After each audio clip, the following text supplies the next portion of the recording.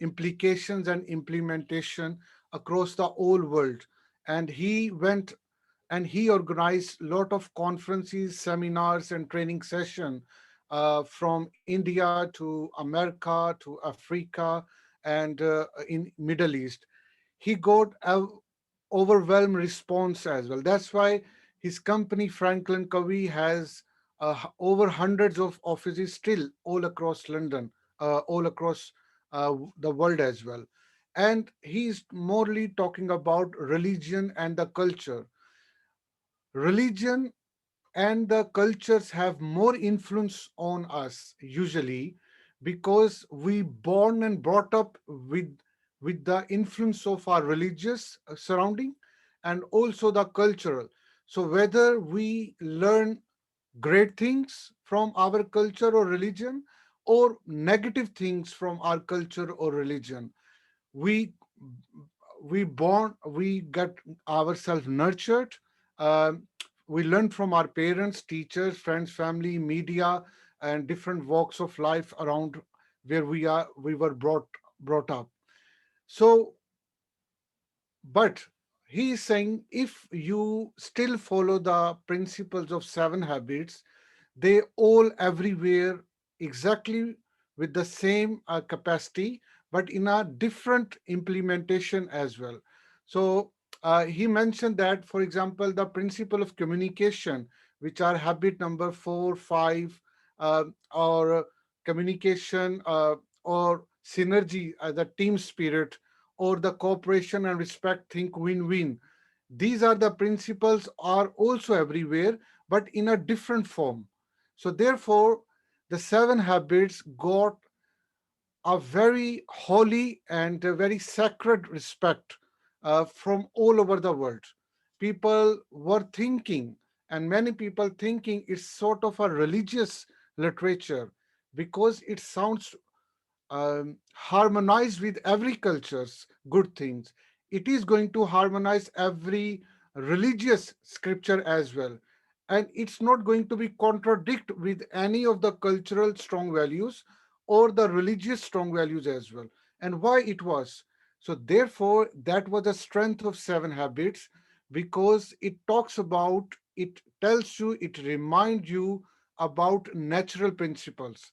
It talks about the natural way of living, and which we unfortunately forgotten, and which our society did not teach us, our teacher did not teach us.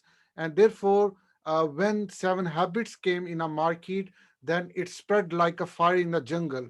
And therefore, still the seven habit is exactly the same relevant, uh, and it will remain for next 100 years because it based on natural principle which is harmonized with all societies from Asia to Africa and from all religion. He talks about the six religions, main big religions of the world, uh, that's also support the literature of seven habits as well. I believe that these six major religions are possibly what he meant is a Christianity, Islam, Judaism, Hinduism, Buddhism, maybe Sikhism, or other possibly mainstream religions as well.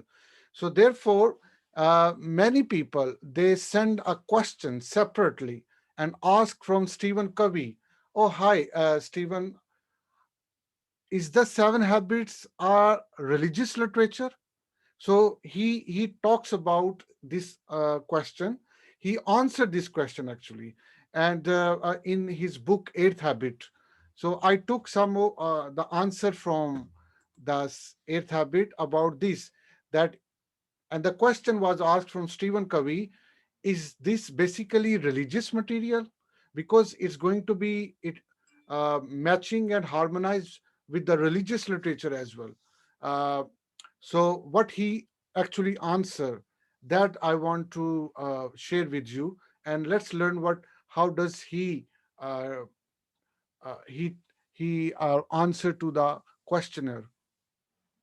So he tells that the principles definitely have a moral and spiritual foundation, but they are not unique to any particularly religion.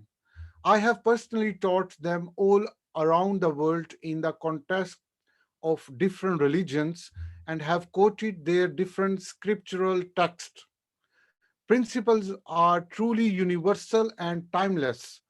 I used to be shocked, but I am no longer, to see what happens when you get people anywhere in the world at any level in organization significantly involved in developing their value systems. When the spirit of genuine openness and synergy is present, and when the people are truly informed, all of the selected values become essentially the same. Different words are used, different practices reflecting those values come out, but the underlying sense always deals the four dimensions spoken about throughout this material. The first dimension is the physical or economic dimension, the relationship or the social or emotional dimension, uh, the mental or mental intelligence related, or the talent or development, or the fourth dimension, they talks about spiritual or having to do with both meaning and integrity. So it's a that's why the beauty of the seven literature. He further answer, if you want to have an interesting experience yourself, just study the mission statements of a few organizations that have produced those mission statements of a few organizations. uh, for those mission statement, through involvement and over different words will be used, but you will find they are basically saying the same things, even though they may not be living them. uh, them.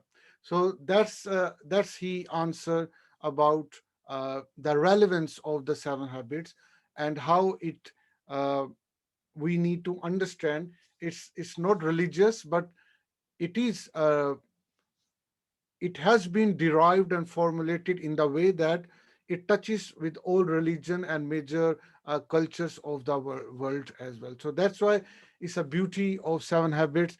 I remember when the Stephen Covey was alive, may God bless him.